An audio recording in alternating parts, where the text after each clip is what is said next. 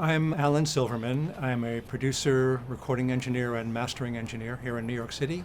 I've been fortunate to do just about anything that you can do in the field of audio. You learn something new every day, and it just never ceases to be fun and exciting.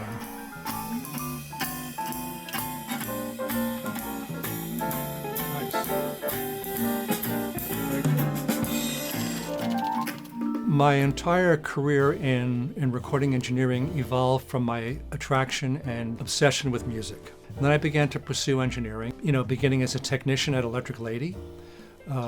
My first day at work, we had the Rolling Stones in Studio C, Hall & Oates in Studio B, and AC/DC in Studio A. So that's a pretty good first day of work, and I eventually evolved from studio work to mastering.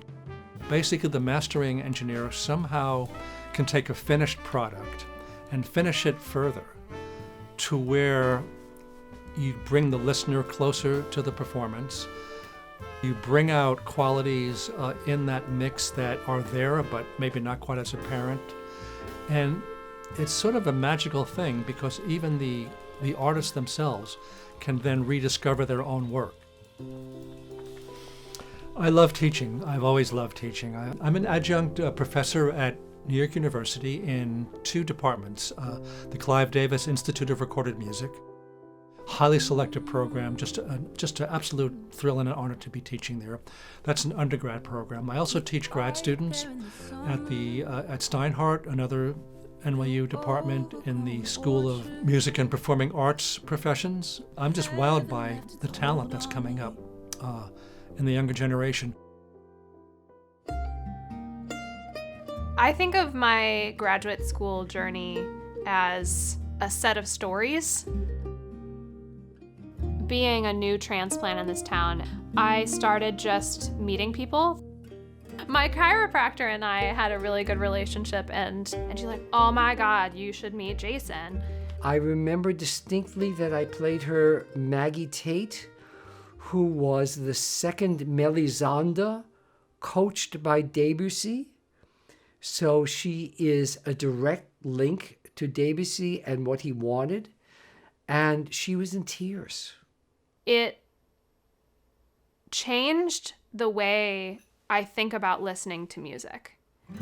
And just that experience alone was really transformative for me. And actually, I think that's part of the reason why I became so interested in mastering engineering, because mastering engineering has such a focus on that really high quality audio, to hear all of the intricacies and little tiny details to make music just so. And that next semester I was looking for some internship opportunities, and Alan Silverman, who has a renowned reputation in our program in mastering in music in general, had put out an email blast saying, hey, I'm looking for interns. It's like, I want that. She's a trained classical singer, and her singing was so soulful. To be a good engineer, you need to be an artist at heart. You need to think like an artist, not like a technician. And she just ticked off all the boxes, and I brought her on, and she loved being at the studio. She would say, I'm just so excited. And then COVID hit, and we went to remote. It's been a wild ride. The pandemic really, for us students, put a lot of constraints in how we study and what we can get out of the program. We share our screens, and we use a separate application to transmit high-quality audio. We don't use the Zoom audio for that. You'll see that the peak has a flat top.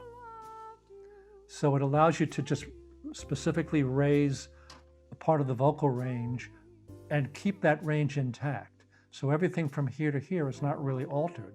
The only difference is that we're not in the same room experiencing an amazing playback system in that room. I'm in my place with, DCS Bartók, for example, and Ayla might be in her place with something, many levels of magnitude below that, but we managed to get the job done still. I've learned so much from Alan. He is so detail-oriented. I liken what we do to cracking a safe. You're working on the music, you're sort of adjusting tonality and range and texture, and then suddenly the safe opens and there's the jewels. There's that moment when you get these goosebumps that we look for in work.